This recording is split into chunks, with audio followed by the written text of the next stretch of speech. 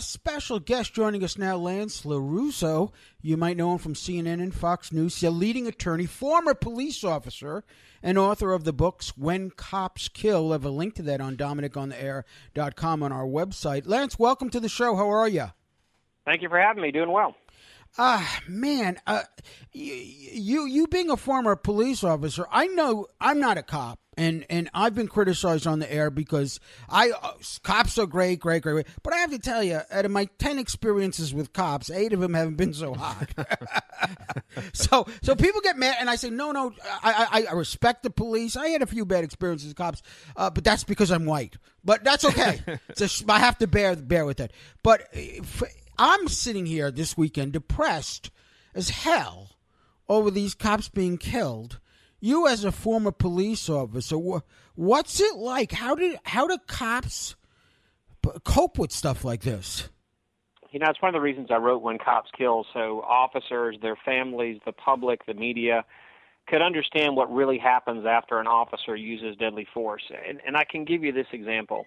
In 1991, an officer in my department was murdered. He wasn't killed in the line of duty. He was murdered. He was shot twice in the head, and then someone stole his police car.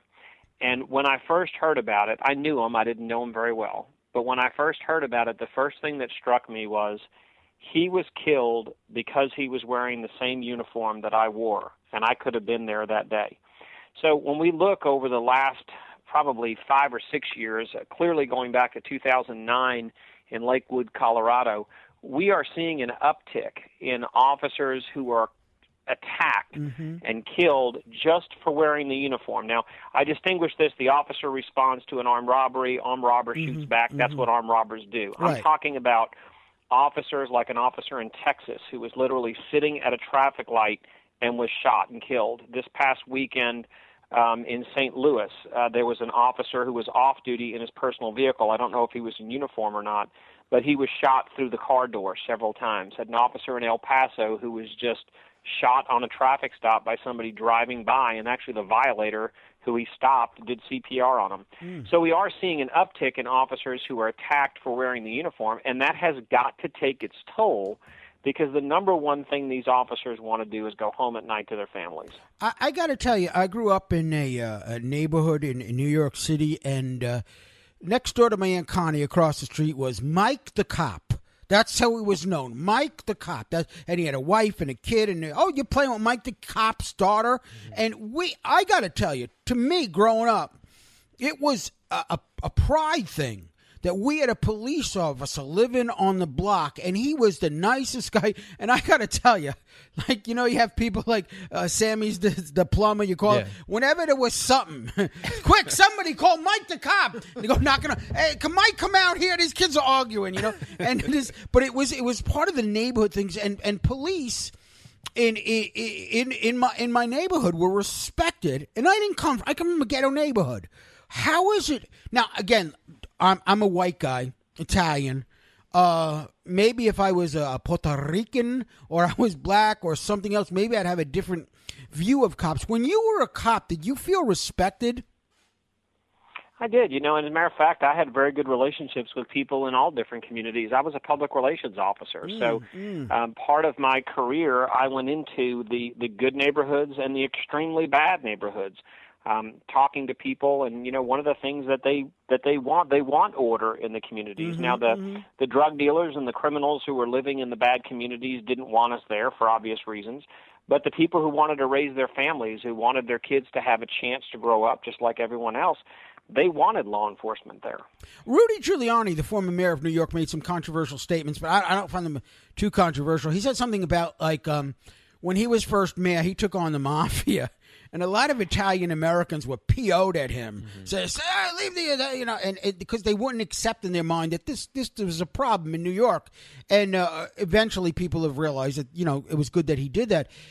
Saying that he is, by him being strict with law enforcement, and if you commit a crime, you go to jail, and being basically, I considered fair, that he has helped more minority people than this Al Sharpton. What do you think about that? I can tell you, Rudy Giuliani aside, the people that are keeping folks safe in these communities are law enforcement officers. I gave an example today in an interview. There were some officers that saw a very, very bad trend in a bad complex in the jurisdiction where I worked. They were the city officers. They were between 30 and 40, and they were all white, and the community was mainly black and Hispanic. And they printed up these T-shirts that said, "I beat the heat." And they went in. The first time they went into the community, nobody wanted to talk to them. And after a while, they challenged these guys that were playing basketball or other games and said, you want a T-shirt? You want to wear a shirt that says, "I beat the heat"? You got to beat us in basketball. Well, these 17 and 18-year-old kids are like, we're going to run rings around you. And you know what? They knew they were going to. But by the time a couple of months went by, everybody saw them coming. They recognized that they were good people, and everybody wanted one of those T-shirts. Well, about a few months later was when that guy who murdered that police officer and stole his car drove into that same community and said, "I need you to hide me." And they said, "There's no way we're going to help you." And he was forced to abandon that car. So, I take issue with people like the Attorney General saying that law enforcement officers aren't doing enough in these communities. They're doing a tremendous amount in the communities. The outreach and, when people talk about the police department being a different demographic than them, I talk to a lot of police administrators. They are dying for diverse candidates that they can have in their departments. Apply. Be part of the solution instead of complaining. No, you're 100% right. I mean, we did a story, Chris, just last week about trying to get minority police officers. I mean, now even in New York, because when I was in New York, when I was a little kid, you could only be 6'4", and I was teasing my liberal friends that now that we have cops in New York that are like 3'2". Because we got smaller cops, and we've got the women cops. Now, Lance, don't say anything, but I think this was a big mistake. No. Female officers, let me tell you, female officers are fantastic. Yes. They really help. Typing and there's a letters few of them that I wouldn't mess with. Yeah, Lance typing letters, they're great. Dominick. It's just that when we both have Val at the end of our names, buddy, but I can't agree with you on that. I know it's okay. It's just that when I call a cop and a big 6'2", big 6'4" black and white cops arrive, I feel good. With two little lesbians come, I get nervous. This scares me. Let me tell you, I used to police with a woman who was about 5'2", and her favorite thing to do was show up on a prowler call when a couple of guys that were sharing a house would say, "Hey, somebody prowling around outside." She said, "Well, where is he?" It was awesome. Now, let me ask you about copycats. This is something that we always hear about it, but if you're a cop, I'm hearing stories now that police unions are saying, "Listen, do the minimum you can." And is there a danger of copycats? Oh, absolutely. And they're not just copycats. There's been absolutely no evidence that this guy was mentally ill. And I'm going to tell you how personal this is for me. A lot of people don't realize this. The guy that shot and killed those two police officers was arrested by my former jurisdiction, the Cobb County Police, about a half a mile from my office. He was carrying a firearm. He got into a foot chase with the officers, and he just chose to ditch the gun rather than shoot back at the officers. So nobody has said this guy was mentally unstable. You can start with a premise that anybody who kills another human being like that is mentally unstable, but there's no evidence of that. So this really drives this point home. This guy could have shot and killed two law enforcement officers in my community that are probably friends of mine.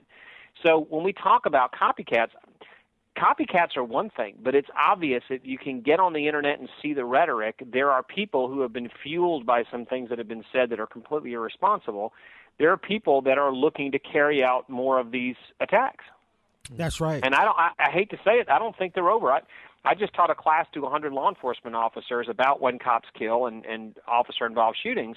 And I just very briefly got on the internet and I found a picture of Darren Wilson with a target painted on him, and it said 2 in the chest, 1 in the head. Yep.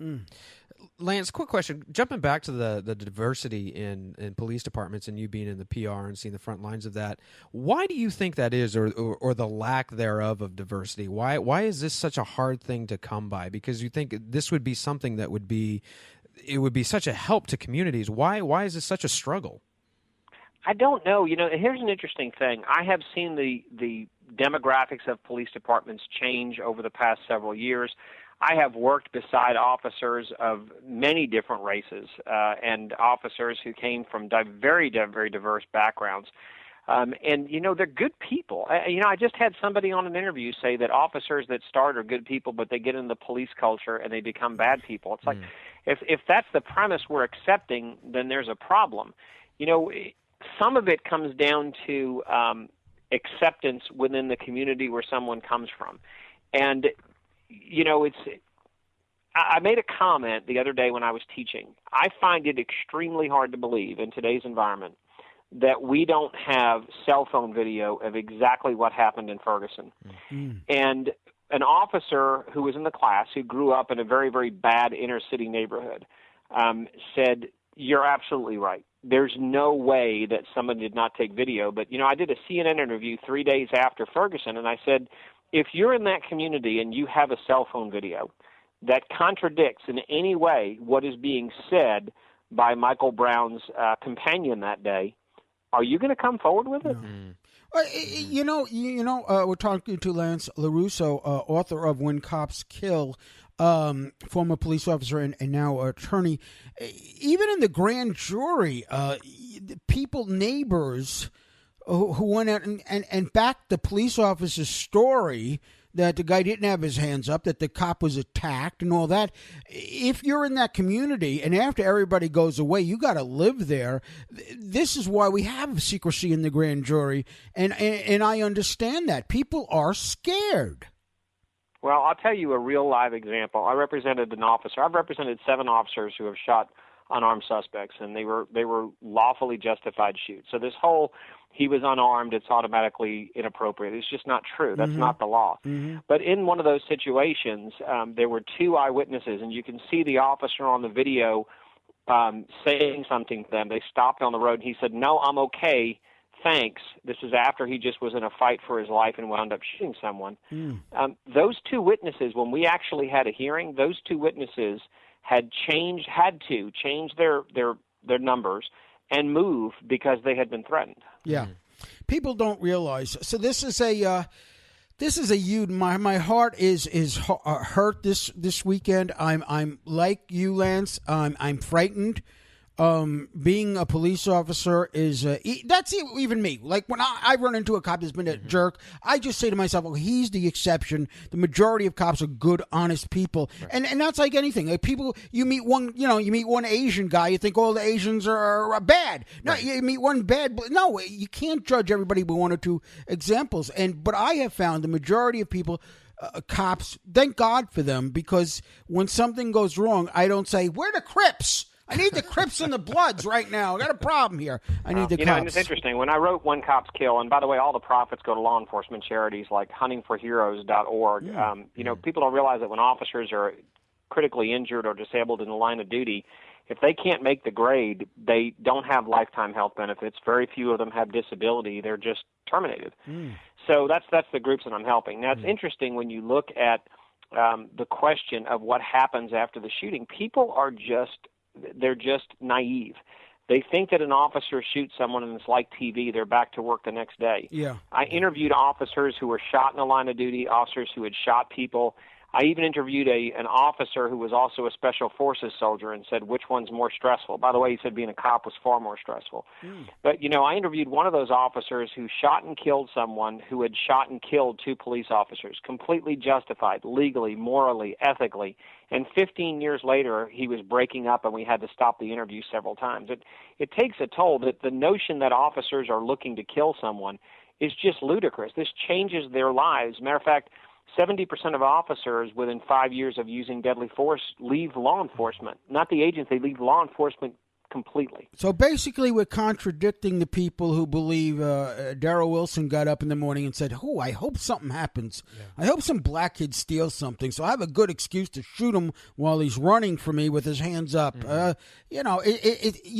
whole thing that's so sad, Lance, is the most unbelievable stories, but people want to believe them. They want to believe that this cop shot this guy because he was black. No reason at all for that. They want to believe the guy had his hands up, was running. They want to believe he was a choir boy. But sometimes, it's just you got to struggle, but you got to keep telling the truth.